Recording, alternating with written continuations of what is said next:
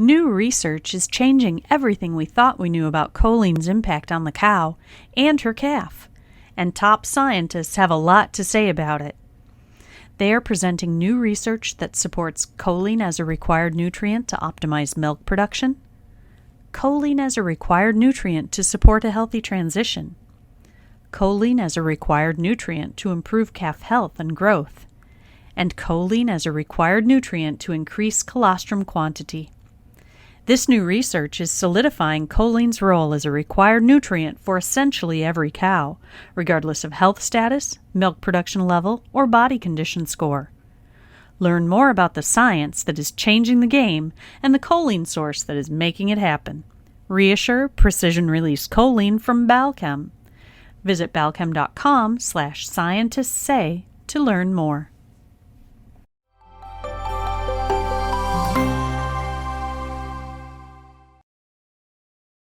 Hello, everyone, and welcome to the Real Science Lecture Series. My name is Scott Sorrell. I'm the Director of Global Marketing here at Balchem Animal Nutrition and Health. Today, we welcome Dr. Alex Hristov of Penn State University to share insights into histidine, a limiting amino acid for dairy cows. Alexander Hristov is a distinguished professor of dairy nutrition in the Department of Animal Science at the Pennsylvania State University. He has a PhD in animal nutrition from his native Bulgaria. Hristov has worked at the USDA ARPAS Dairy Forage Research Center in Madison, Wisconsin, the Ag Canada Research Center in Lethbridge, Alberta, was on the faculty at the Department of Animal and Veterinary Science at the University of Idaho, and has been at Penn State since 2008. His main research interests are in the areas of protein and amino acid nutrition of dairy cattle and the mitigation of nutrient losses and gaseous emissions from dairy operations. Dr. Hristov, welcome to the Real Science Lecture Series. The floor is now yours. Thank you, Scott. Let me open here my presentation. Okay, thank you all for coming to this webinar, and thanks to Balchem for organizing it. We'll talk about histidine. Let's not waste more time with this. Here's what I'll cover today. We'll talk about feeding low protein diets because that's what actually led to our histidine work. Then we'll specifically talk about histidine, some early research, and what we have done at Penn State, and we'll go through some conclusions. So why feed low protein diets to dairy cows? There are a number of reasons. Reduced feed costs. Protein is still the most expensive nutrient in the diet. Striving for efficiency. This relates to the next point here, reducing nitrogen emissions. Nitrogen is an environmental issue along with phosphorus and now greenhouse gases. Contributes to nitrates, ammonia, nitrous oxide emissions. There is also some relationship between overfeeding of protein and reproduction. I'm not going to touch on this at all, but there is now data that are showing this. I titled this slide, "It all started with ammonia." And in fact, our amino acid research started with ammonia. Back when I was in Idaho, that was one of the first projects that we did, funded by the dairymen, United Dairymen of Idaho, looking at ways to reduce ammonia emissions. And probably the most sure way of reducing ammonia emissions from dairy manure is reducing crude protein in the diet. There are a lot of implications of nitrogen emissions, and they are shown here. As you can see, in fact, in the US, about half of the ammonia emissions are coming from livestock, and half is from ruminants.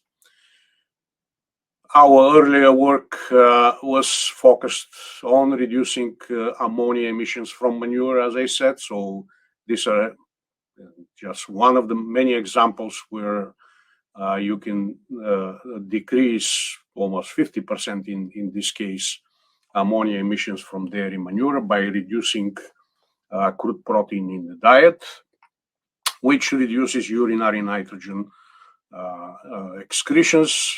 The first The first way nitrogen is reduced coming out of the cow is by decreasing urinary nitrogen, and that clearly affects ammonia emissions from manure. And not just from manure storage, as this left side is showing here, but also when that manure is taken on soil. We did this experiments almost 15, 20 years ago, and we clearly show that even when that low protein manure is applied to soil, you have reduction in ammonia. And it's not only ammonia. Nitrous oxide can also be affected by diet. In terms of where is nitrous oxide coming, nitrous oxide is a greenhouse gas. Ammonia is not. But in the US, this is mostly from agricultural soil management, which is basically nitrogen fertilizer, but also manure is a major contributor. And by decreasing crude protein in the diet, decreasing nitrogen in manure, nitrous oxide emissions can also be affected.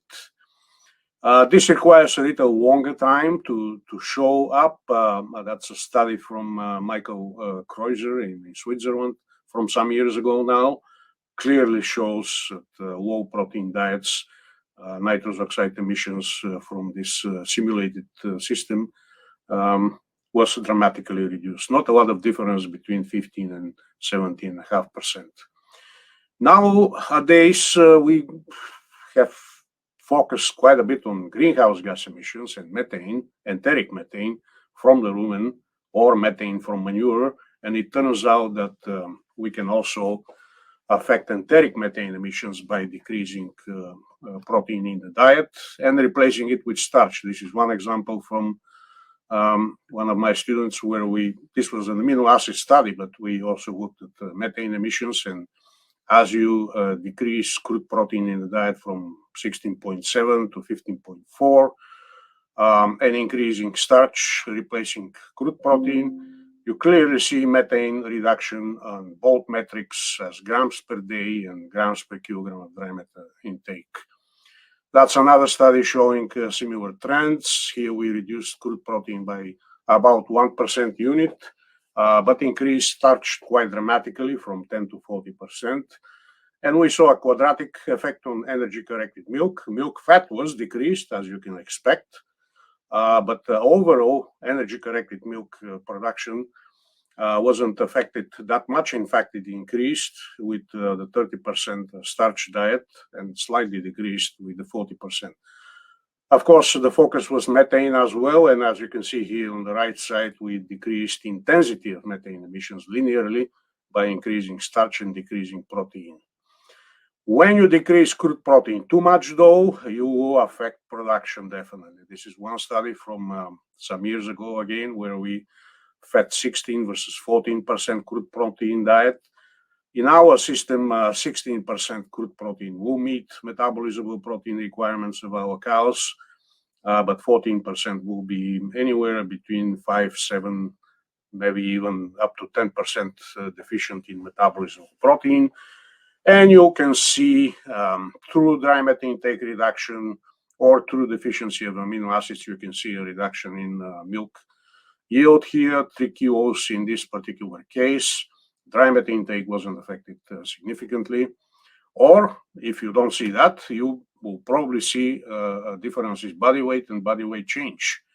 You have to have the proper design experiment for this, though, to show up.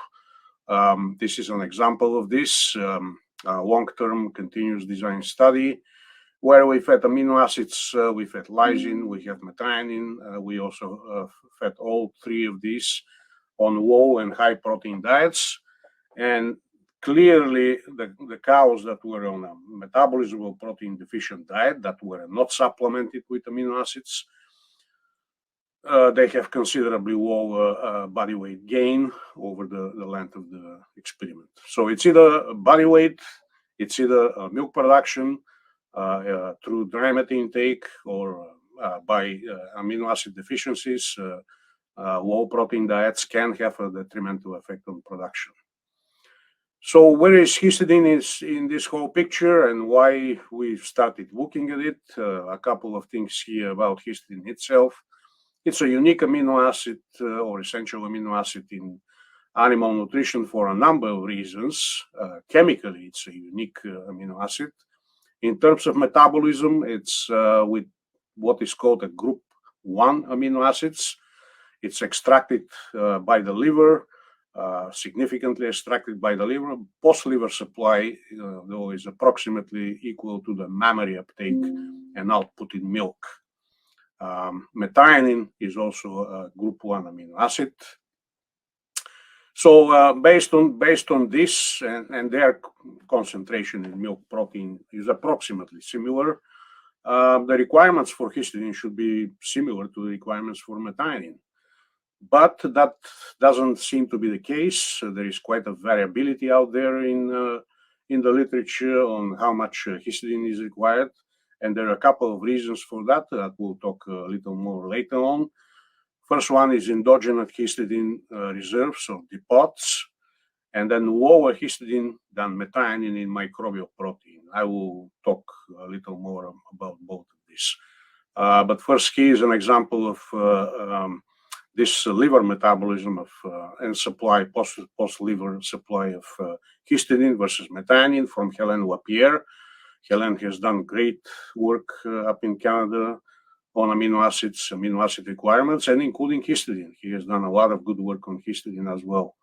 But as you can see here, both amino acids are extracted by the liver, post-liver supply and mammary gland extraction are approximately the same for both amino acids. So they're metabolized similarly by the cow.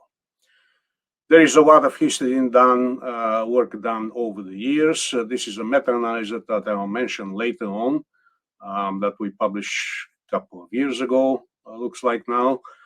But what I wanted to point out is that the earlier work was done mostly in Europe with grass silage-based diets. And as you can see here, most of those studies were infusion, abomasal infusions of amino acids or histidine, versus the later work that was mostly corn silage and mostly was done in North America, and again, mostly was done at Penn State with rumen-protected histidine versus infusion, abomasal infusions, and the diet was corn silage-based diets.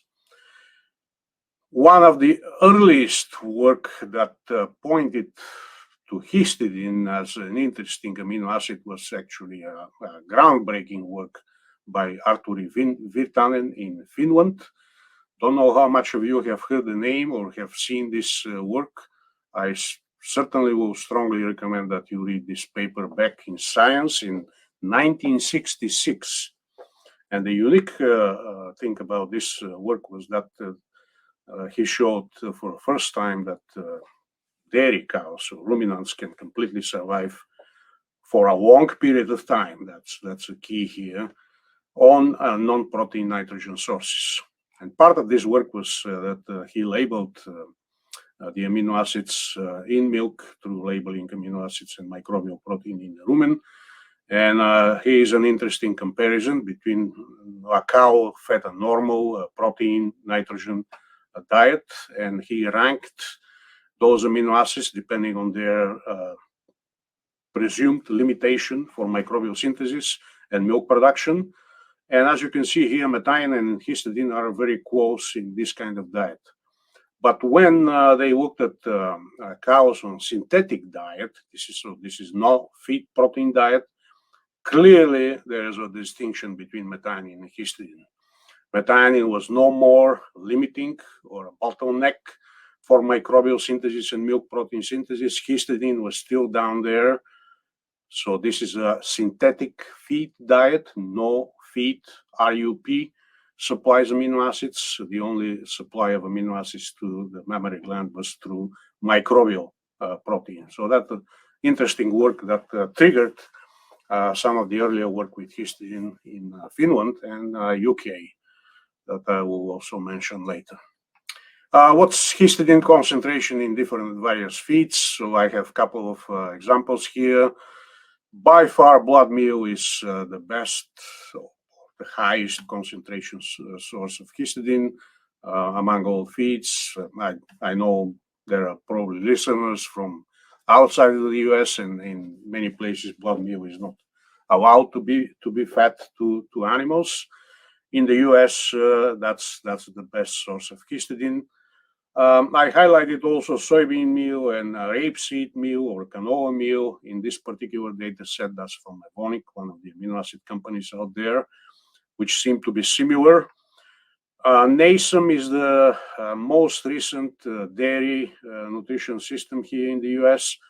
The numbers are a little different. Still, blood meal is by far the source for histidine and lysine as well. The units are different, so don't look at the units here. But soybean meal and canola meal more or less are similar. Feather meal is one unique feed that is low in histidine, and I just included this here because some of the work was done with feather meal, and I'll show you later what this was about. Another example here from one of the dairy land databases that was looking at histidine concentration in forages and concentrate feeds in their database.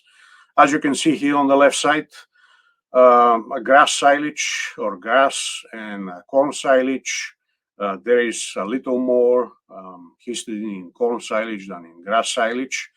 And I will tell you about the implication of this. Alfalfa seems to be right in the middle. In terms of soybean meal and canola meal, they are more or less similar, even in the dairy land database. So the point was that why I'm showing you these things. The point is that we had early in this our work, we had questions. Well, histidine can be limiting on grass silage-based diets, but corn silage has considerably more histidine, so it's not limiting. When you look at the data, the picture is a little different. These are a couple of examples. Some of the early studies in Finland with grass silage and rapeseed type of diets, and then our work here at Penn State with corn silage and soybean meal, canola meal, alfalfa, and so on. Typical dairy diet for the Northeast. So what you see here is histidine supply will certainly be higher. Well, part of it is dry matter intake is higher in our cows. They produce a lot more milk. So the histidine, rough histidine secretion with milk protein is also a lot higher. And when you look at histidine supply versus histidine secretion in milk, the ratio is about the same between those two completely different diets. Not just by ingredients, but also by time and milk production of the cow. So whether you feed corn silage or you feed grass silage to those cows, supply and demand is what really matters, not just for histidine, for any amino acid. This is the work that we have done over the years. Everything has been published. You can go to, I think all the work except maybe one was published in Journal of Dairy Science. You can find it all there. I will show you some examples of our work here. How it all started, as I said, it started with feeding these low protein diets with the target being ammonia. But we consistently have seen, when we analyze plasma amino acids in these trials, we have consistently seen low plasma histidine, particularly with long-term feeding of low crude protein diets. That's another important point that I'll again mention briefly here. The design of the experiment, long versus short-term studies. So we built a hypothesis that on low protein diets, microbial protein versus IUP is becoming more and more important as a source of amino acids to the cow. And compared to methionine, microbial protein is a poorer source of histidine.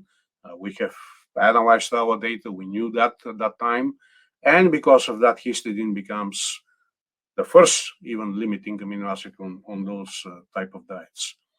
Here are some of the initial data. These are all control cows, controlled diets that were not supplemented with any amino acid, and in all these three examples, whether we fed 15.6 or 16% crude protein versus 14 or less than 14%, crude protein diets. In all cases, plasma histidine significantly decreased in those cows fed the metabolizable protein deficient diets.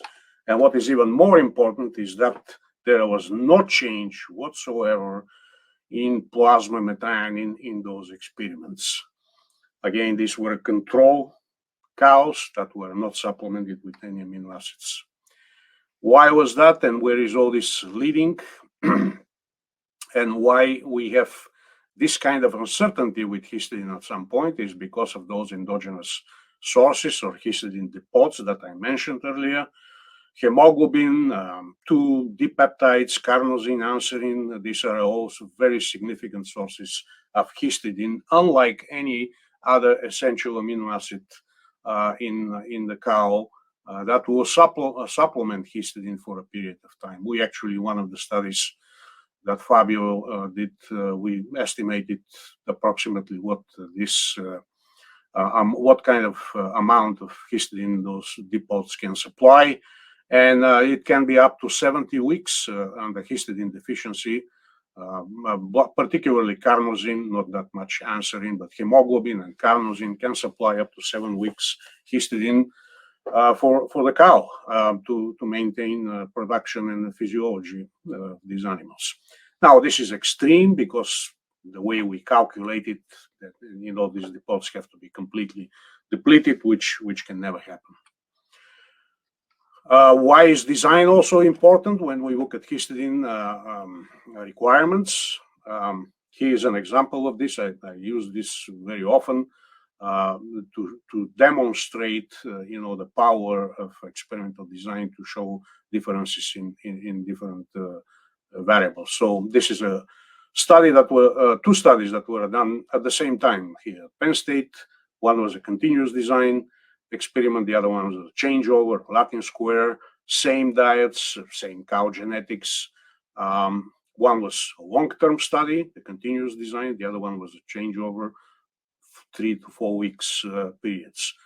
What we see here is that the plasma histidine was significantly decreased on the low protein diets in the continuous design study, but there was no change in the changeover or Latin square experiment. Clearly, because of those histidine depots, carnosine and hemoglobin was able to supply enough histidine, so there was no deficiency judged by plasma histidine concentrations. Another example here with blood hemoglobin, another study, amino acid study, where continuous design study, where we clearly saw the low protein diets decreased blood hemoglobin significantly. When we supplied methionine, there was no change. When we supplied lysine and methionine, again, there was no change. Only when we supplied histidine, this is the last column here, blood hemoglobin went back to the control. Clearly an indication of histidine supplying, blood hemoglobin supplying histidine for a period of time before the supplementation started. In terms of microbial or bacterial concentrations of histidine and methionine, our data clearly show that almost up to 30%, there is about 30% lower histidine than methionine in microbial protein. The old NRC 2001 shows about 18% differences. So again, bacterial protein is lower in histidine than methionine. The new NASEM shows about 16% lower histidine than methionine. And at the same time, just like I showed in the previous graph here, milk protein is about similar, has about similar concentrations of methionine. Histidine, in fact, in our data set, histidine is about 10% lower than methionine. And same here with NASEM. Again, to make that point, that when you are increasing metabolizable protein supply, the role of microbial protein decreases. This is from one of the papers that we published, and it's fact French data, INRA, from INRA. showing the role of feed amino acids metabolizable protein versus microbial protein as microbial metabolizable protein intake, milk production, and dry meat intake of the cow increases. We did something similar here with NASEM just to demonstrate this. This is a simulation with 3 different diets, anywhere from 15 to 18% crude protein, and the role of microbial protein in MP, metabolizable protein flow supply, clearly decreased as crude protein increases. Obviously, even the NASEM model predicts increasing role of RUP for amino acid supply when milk production, dry meat intake, metabolizable protein intake increases. Interestingly, in all these 3 diets, the target efficiency for histidine, metabolism of histidine wasn't reached, which is 75%. We'll talk a little bit about this later as well. So I'll give you a couple of examples here from our histidine work. This is one study that I like specifically because our focus here was simply to feed a histidine deficient diet versus a control diet. And in both cases, we supplemented lysine and methionine, so we don't have to worry about those 2 amino acids. As you can see here, the diet was only deficient in histidine, methionine, and lysine were similar between these 2 diets. What we saw, this was a long-term study at 9 weeks. Blood histidine dropped as expected in half. Concentration dropped in half. Blood carnosine also significantly decreased in that histidine deficient diet. Dry meat intake decreased significantly by almost 2 kilos per day, and milk production also decreased. Energy corrected milk production decreased also significantly. A little surprising to us, milk true protein concentration percent did not change in this specific diet. What is interesting about the study is that at the end we decided to feed rumen protected histidine that we had in fact left over from another study, and immediately at week 11, 2 weeks after we started feeding this rumen protected histidine to the low histidine diet, we saw dry meat intake increased significantly by 1.4 kilos per day. Milk production also increased, blood histidine increased, blood carnosine also increased, and blood hemoglobin also started increasing. Clearly, the cow was supplying histidine from those depots over the 9-10 weeks of the study, and when we supplied synthetic histidine to the diet, those depots starting being enriched again with histidine. Not the final thing, but one of the series of studies we did, we were trying to determine histidine requirements. So these are a couple of examples here what we have done. In one study, we fed metabolizable protein diets, metabolizable protein deficient diets, and then in another study, we fed metabolizable protein adequate diet that met at that time was NRC 2001, met NRC 2001 requirements. We supplied histidine from 1.8 up to 3% of metabolizable protein. This is the linear, basically, increase in supply with the diet. And we saw a linear increase in milk yield, feed efficiency, no effect on dry meat intake though. Again, this was a Latin square study, 4 weeks of study, so we didn't see an effect on dry meat intake, but linear increase in milk true protein yield, and again, milk yield and feed efficiency as histidine increased. So based on this, we concluded that lactational performance of the cows on this MP deficient diet was met at about 74 grams of metabolizable histidine, digestible histidine per day. We also saw blood histidine linearly increased, as you can see here. Blood carnosine, there was a linear effect, but seems a little quadratic here. At the higher levels, there was no further increase in blood carnosine. And we saw a linear decrease in histidine use efficiency, which makes sense. And you will see this with any amino acid that is supplemented to the diet. As supplementation increases, the efficiency of use will decrease and linearly will decrease.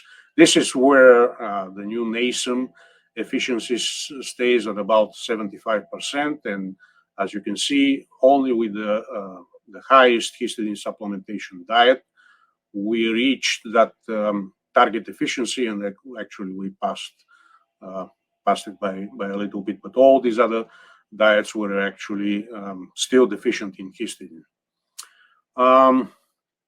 This is a combination slide showing the two trials that we did with MP adequate and MP deficient diets.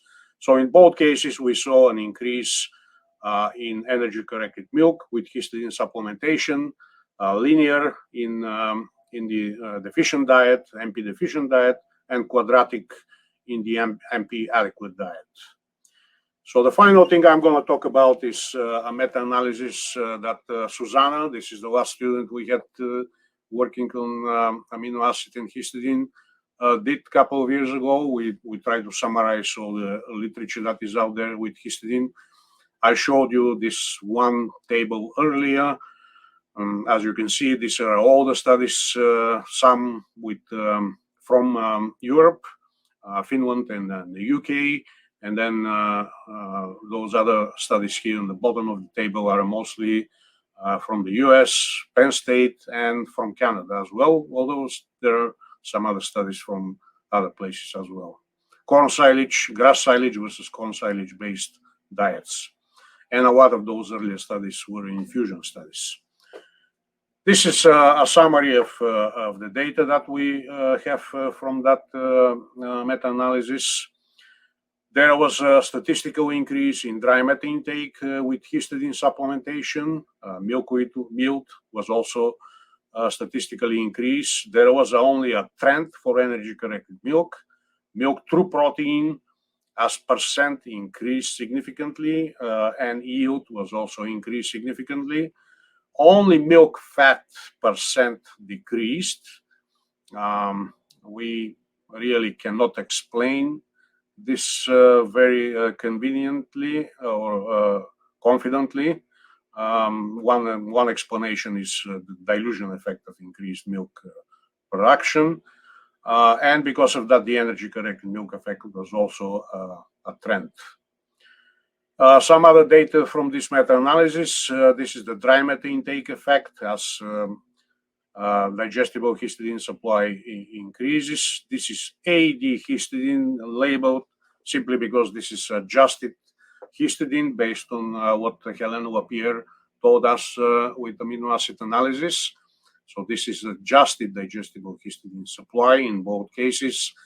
Milk yield and dry matter intake followed pretty much the same patterns.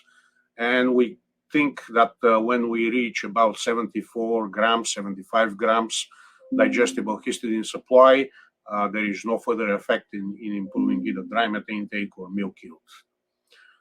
Interestingly, in these studies, the higher the metabolizable protein supply, the lower the response to histidine supplementation, which makes perfect sense based on our hypothesis and based on what I explained earlier. As you increase MP supply, the role of microbial protein, which is lower in histidine than methionine, decreases, and you have a greater and greater contribution of RUP amino acids. So in both cases, whether it's infusion studies or rumen-protected histidine supplementation studies, you can see that as MP supply over requirements increases, so deficiency decreases, you will have a lower response in milk yield to histidine supplementation. I think the final slide from this study that I wanted to show you here is this histidine deficiency of use of histidine decreases with histidine supply, which is similar to what we already mentioned earlier. With any amino acids, you will see similar trends. The efficiency of use of metabolizable proteins in general, and then individual amino acids will decrease as supplementation or supply increases. One other thing we looked at is the relationship of energy, net energy supply, and digestible histidine, and we found some relationships. I put these lines here just to indicate where the target efficiency for histidine is, which is about 75%, 0.75. But what we saw in this data is that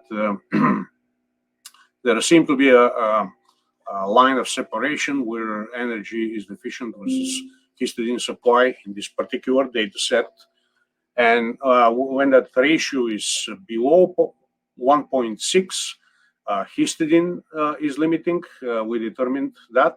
And when it's above 1.6, energy becomes limiting. So if the ratio of digestible histidine to net energy of lactation is below 1.6, it appears that histidine is limiting versus when it's above 1.6, net energy of lactation is limiting. One last point probably that I would like to make here is bioavailability of commercial rumen-protected amino acids. This is a study that, again, Susanna did, showing we took a set of commercial products and we did a live animal bioavailability work. And interestingly enough, for some products, the commercial bioavailability on the label matched quite well bioavailability determined in the animal, like this methionine A, for example, methionine D product, they are not too far off. Lysine A is another example here, histidine B. But for some of these products, there was a huge discrepancy of company data versus actual data. Histidine A is one example. The company was declaring almost 80% bioavailability when in fact it was, I'm sorry, this is the opposite here. The company was labeling 15% bioavailability versus we determined it's almost 80%. Then in another case, for two lysine products, the bioavailability was much lower in our experiment versus the one that is declared. Bottom line here is that you really have to pay attention to these rumen-protected amino acid products, how much actual work is behind the bioavailability declared on the label and so on. All right, finally, this a couple of take-home messages. I think we'll finish a little earlier than our schedule was. The bottom line with protein feeding is that if nitrogen emissions are a target, the most certain way of decreasing those emissions, whether it's nitrous oxide, ammonia, or nitrates, is by decreasing carefully, I specifically emphasize this, carefully decreasing crude protein level in the diet, and that will decrease urinary nitrogen losses. It has to be done carefully because you may have lost milk production. Earlier studies with grass silage and more recent studies with corn silage, again, mostly done here at Penn State, indicate histidine to be a limiting amino acid in cows fed low protein diets. In our system, low protein diets is typically below 16% crude protein, which translates to about 5 to 7. At the most extreme cases, we had up to 10% MP, metabolizable protein deficiency diets. In these cases, you can clearly see histidine deficiency, and histidine supply may give a response in milk production, milk through protein, and also dry meat intake. Our data show that requirements of a typical dairy cow will be met at about 3% digestible histidine of MP, which comes to about 74 grams of digestible histidine per day. And finally, you have to watch bioavailability data because that can be a problem with certain amino acid products out there. Oh, the last thing I'm going to mention here is, people keep asking me, okay, well, why, if histidine is such great amino acid, why there is no products out there for ruminants, for dairy cows? The reason is histidine by itself is too expensive. And why it's too expensive? Because it's not fat, or has not come up as limiting amino acid for pig and chicken nutrition. But interestingly enough, I was with some swine nutritionists recently, Sang Woo from North Carolina, and he pointed to me that now they are looking at histidine, and turns out you can go and find that publication is the Journal of Animal Science, where they did see some positive effects of histidine supplementation in growing pigs. So certainly they are now on that wave band. And who knows, in the future, if histidine is fed to monogastric non-ruminant animals, then its prices are likely to come down. Finally, the only thing I'm going to point here is great work done by my graduate students. The ones that did the histidine work are here, Chang Hee, who is now in Ohio State, Susanna is in Denmark, Fabio worked for Cargill. Those were the main players in the histidine game. And at this point, I'll be happy to take any questions. All right, thank you, Dr. Hristov. Before we get started with the Q&A portion, we'd like to share a brief video, and then we'll be right back to answer the questions submitted during today's presentation.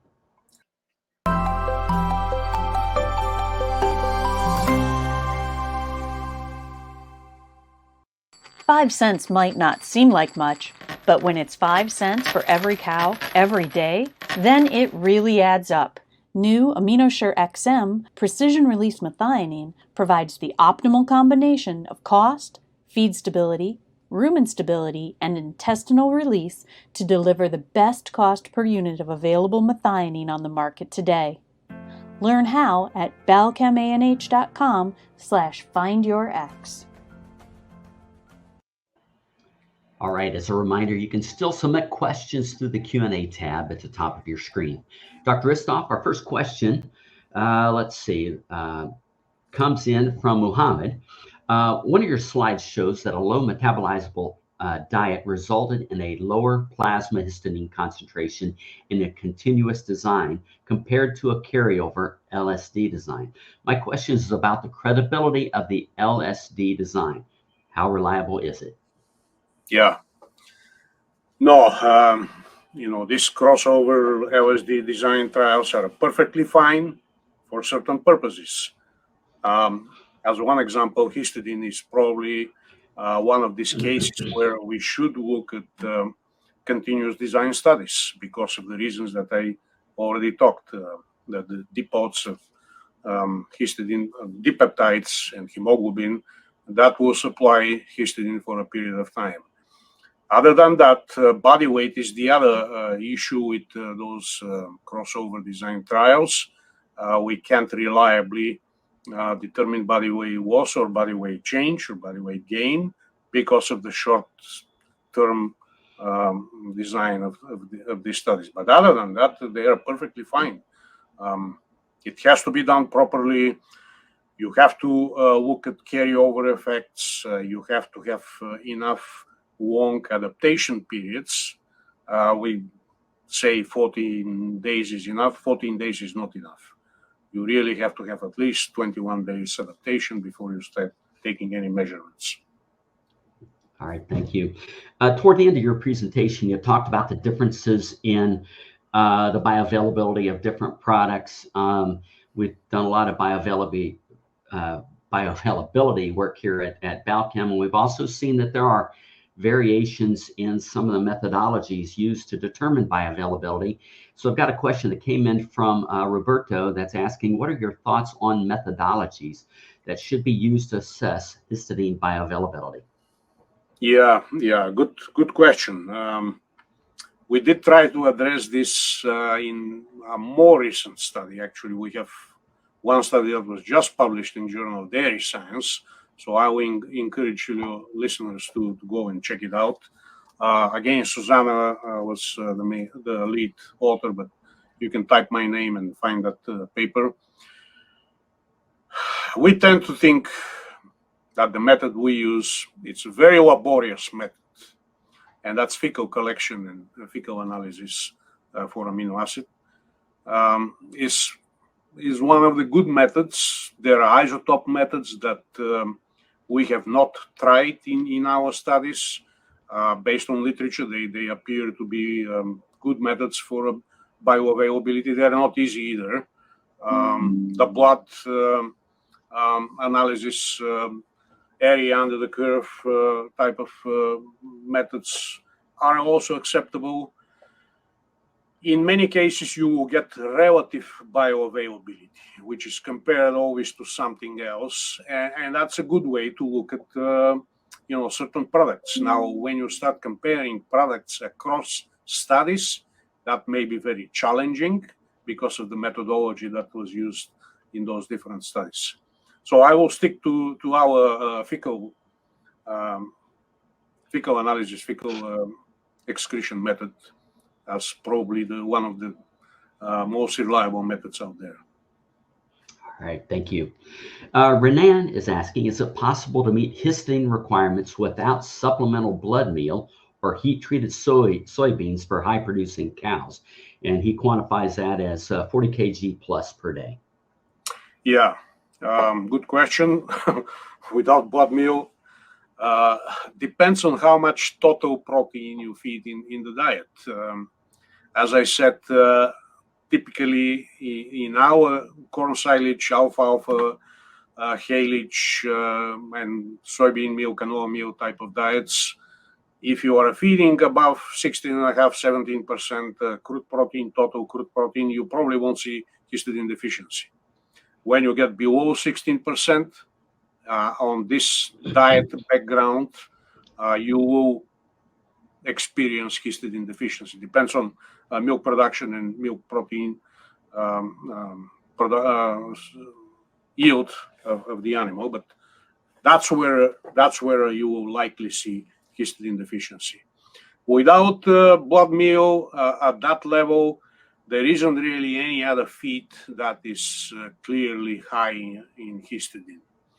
Cottonseed, whole cottonseed, maybe a little higher than the other feeds, but generally speaking, blood meal is the only one that clearly stands out. All right, very well. I've got a follow-up question from Renan. Is it possible for cows with less than 30 days in milk to respond to histidine, even with diets above 16.5% crude protein? Mm-hmm. Yeah, good question. There is not a lot of studies with early lactation or transition cows. That's one of the shortcomings out there. We just finished an early lactation. It wasn't a transition cow study per se, but an early lactation study. And we did not see a histidine response. When we did our calculations, we think we found the reason for that. And is that we predicted that the cows will eat less, but they ate more. And because of that, the balance of metabolizable protein and histidine was above our expectations. You really have to have a metabolizable protein deficient diet in early lactation or mid lactation to see that effect of histidine because of the points that I brought here: lower histidine than methionine concentration in microbial protein. The feeds, typical feeds, are not depleted in histidine. If you feed something like feather meal, obviously that will bring a histidine deficiency, but that's not typical feed for dairy cows. All right. Question from Sylvia. Would you put pork meal feed as a good source of histidine based on the fact that it is an animal source protein? Would it provide more compared to soybean meal and canola? I'm sorry, I didn't catch this. Was it pork? Yeah, pork meal. Oh, I never heard of that one, but yeah, I don't meat meal, I'm assuming. Meat meal, yeah, maybe that's what they mean. Yeah, I'm not sure. I'm not sure what the histidine content of that meal is off top of my head, so I can't really answer this question. But you can go to any database, feed databases, and find out how much histidine is there compared to typical, oil seeds or concentrate feeds, and then you can judge yourself if this is a good histidine source. Okay.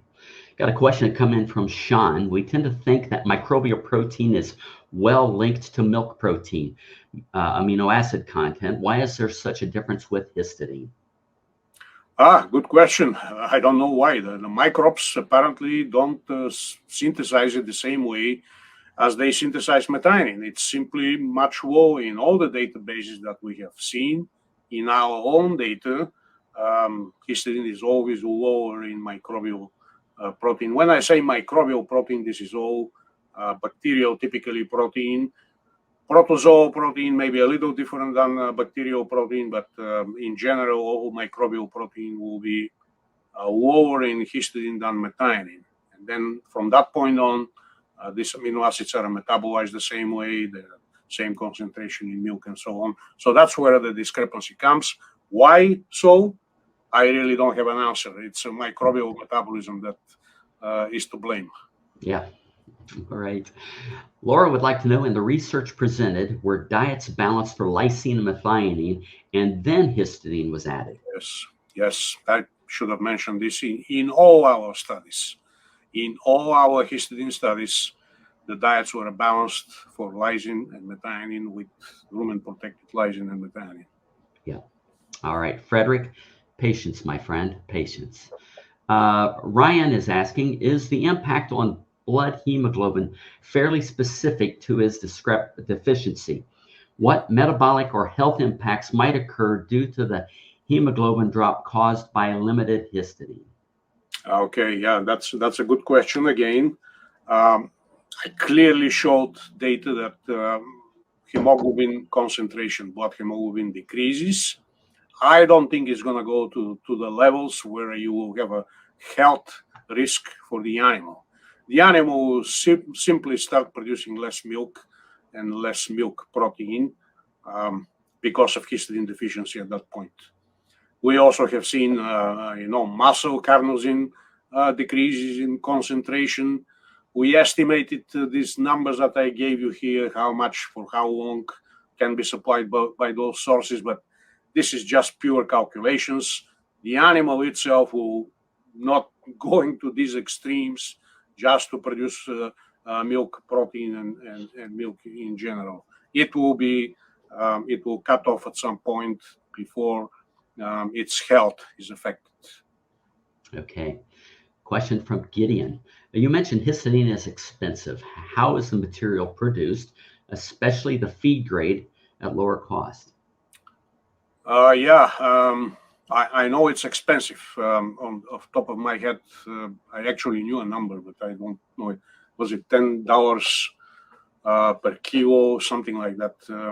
More expensive than the other amino acids, for the simple reason because it's not included in pig and poultry diets. So the point I was trying to make here is that if this becomes a case where you start feeding histidine on top of lysine, methionine, tryptophan, threonine in pigs, then prices may come down because of scale of production, economies of scale, as they call it. That's our theory for the future. Yeah. All right. Very well. Frederick is asking, is histidine always limiting in low protein, less than 16% diets, irrespective of corn or grass silage rich diets? Which other factors to check to define whether histidine might be limiting? Yeah, good question.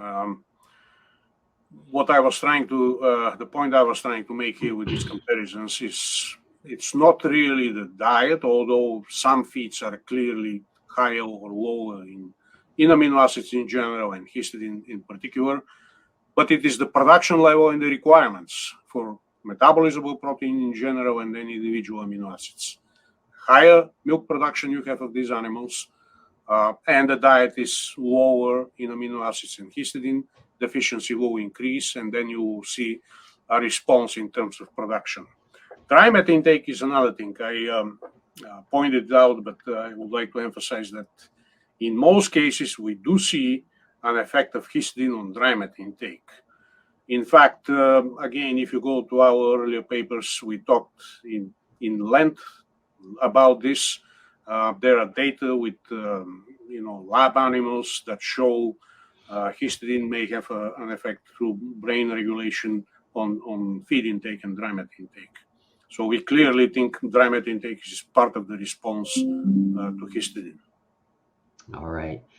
Mahmoud would like to know, does histidine play a role in improving body condition score in cows? Mm-hmm. Well, again, that can be only determined in long-term studies, body condition, body weight change. We do see when you have a deficiency in metabolizable protein, you will see a lower body weight change. Certainly body condition score will drop down. By supplementing these amino acids that are deficient, including histidine, you have a chance to see a response in body weight change, as we have seen, and also body condition score. Okay. Here's an interesting one from Pablo. Does histidine supplementation during the dry period have an effect on the start of lactation? If so, what are the recommendations? Yeah, good question. And unfortunately, as far as I know, in our meta-analysis that was very recent, we have not seen transition cow studies with histidine. So that's a good question that we cannot answer. Our own experiment that those of you that will go to ADSA this summer, we have an abstract there, but it's only with early lactation cows. It didn't go in the dry period for me to respond to this question. Good question. Yeah. Allison would like to know, is there any impact on the oxygen carrying capacity of blood with long-term histidine deprivation and low crude protein diets, or is it morose, the levels of histidine detected in hemoglobin or the stores depleted? Yeah, I think this relates to an earlier question, whether the animal will get in a zone where we really have a danger to its health and so on. We have not seen that.